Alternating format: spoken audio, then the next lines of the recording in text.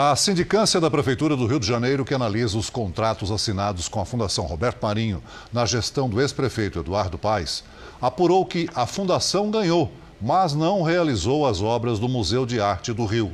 Documentos exclusivos comprovam que empreiteiras foram contratadas para o trabalho e que a Fundação pediu mais dinheiro para concluir o serviço. A sindicância avança rapidamente. Ao analisar milhares de páginas, os técnicos da Prefeitura do Rio de Janeiro observaram que uma prática adotada em grandes obras com empreiteiras também se repete nos contratos firmados com a Fundação Roberto Marinho: o uso de aditivos. Esse mecanismo é previsto em lei e normalmente é utilizado quando constatado um problema em relação ao cronograma do serviço. O aditivo muda valores, uma espécie de jeitinho onde as empreiteiras ganham mais. A criação do Museu de Arte do Rio é um bom exemplo disso. A obra ainda estava em andamento quando a Fundação Roberto Marinho propôs mudanças no projeto. Com as alterações, o contrato ficou mais caro. A Prefeitura acatou a sugestão e pagou todo.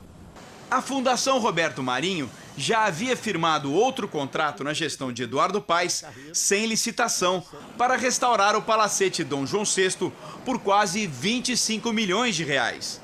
Mas nesse ofício, obtido com exclusividade pelo Jornal da Record, a Fundação Roberto Marinho pediu que o prédio ao lado fosse anexado ao Palacete e que o nome Pinacoteca fosse substituído por Museu de Arte do Rio.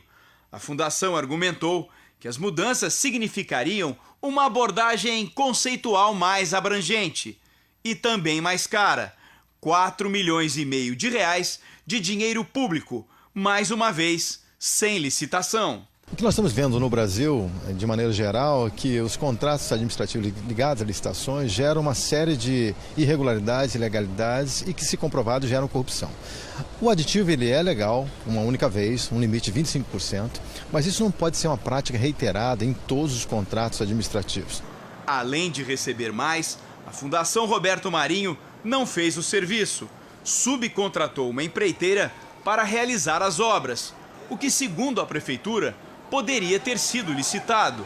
A manobra é alvo de investigação. As obras corresponderam a mais de 80% do valor do contrato do Museu de Arte do Rio. O que chama a atenção é o preço, que o preço inicialmente da obra, valor nominal de 24 milhões, ele é trazido já na proposta da Fundação Roberto Marinho, em que não houve nenhuma análise nesse início com relação a comparativos de preços praticados pela Prefeitura através do sistema de controle de obras. No total, são 14 contratos milionários assinados na gestão Eduardo Paes com a Fundação Roberto Marinho, que sequer participou de uma concorrência pública.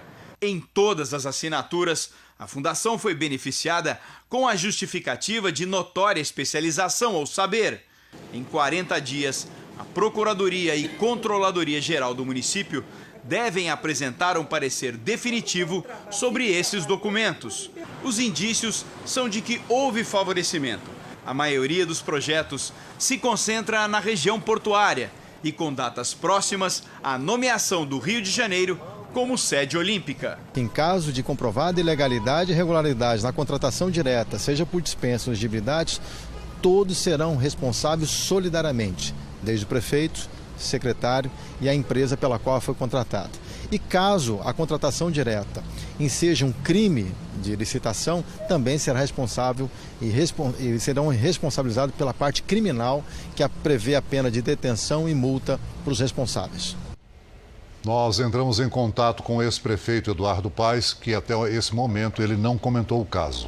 A Fundação Roberto Marinho informou que os contratos assinados com a Prefeitura foram aprovados e executados dentro do princípio da transparência, moralidade, legalidade e eficiência. A Fundação afirmou ainda que é permanentemente fiscalizada pelo Ministério Público e que é a responsável pela criação e implementação do Museu do Amanhã e do Museu de Arte do Rio.